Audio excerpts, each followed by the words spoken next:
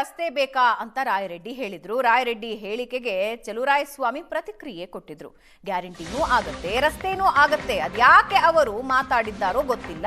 ಈಗಾಗಲೇ 50 ಕೋಟಿ ಅನುದಾನ ಕೊಟ್ಟಿದ್ದಾರೆ, ಅಲ್ಲದೆ ಇಲಾಖೆಗಳಲ್ಲೂ ಅನುದಾನ ಕೊಟ್ಟಿದ್ದಾರೆ. ಬಸವರಾಜ ರಾಯರೆಡ್ಡಿ ಸೀನಿಯರ್ ಶಾಸಕರು. ತಾಲೂಕಿನ ಅಭಿವೃದ್ಧಿ ಗ್ಯಾರಂಟಿ ಯೋಜನೆಯೂ ಆಗ್ತಾ ಇದೆ. ಸಿಎಂ ಡಿಸಿಎಂ ಬಳಿ ಚರ್ಚಿಸಿ ಅನುದಾನ ಪಡಿಬೇಕು ಅಂದಿದ್ದಾರೆ. ಗ್ಯಾರಂಟಿನೂ ಆಗುತ್ತೆ, ರಸ್ತೆನೂ ಆಗುತ್ತೆ.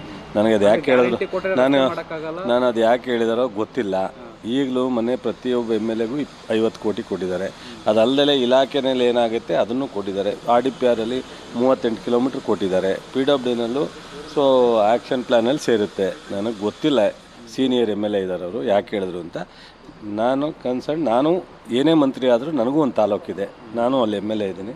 ತಾಲೂಕಿನಲ್ಲಿ ಅಭಿವೃದ್ಧಿನೂ ಆಗ್ತಾಯಿದೆ, ಬಟ್ಟು ಗ್ಯಾರಂಟಿನೂ ಇದೆ.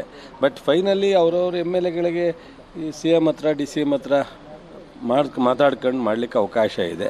ಬಟ್ ಅವರು ಯಾಕೆ ಹೇಳಿದ್ರು ಅಂತ ನಾನು ಅವರೆಲ್ಲ ಸೀನಿಯರ್ MLA ಅವರು ಇದರಿಂದ ಅವ್ರ ಬಗ್ಗೆ ನಾನು ಮಾಡಲಿಕ್ಕೆ ಹೋಗಲ್ಲ. ಜನ ಕೇಳೋದು ಗ್ಯಾರಂಟಿ ಬೇಕು ನಮಗೆ, ರಸ್ತೆ ಬೇಡ ಅನ್ನಲ್ಲ. ರಸ್ತೆನೂ ಬೇಕು, ಗ್ಯಾರಂಟಿನೂ ಬೇಕು.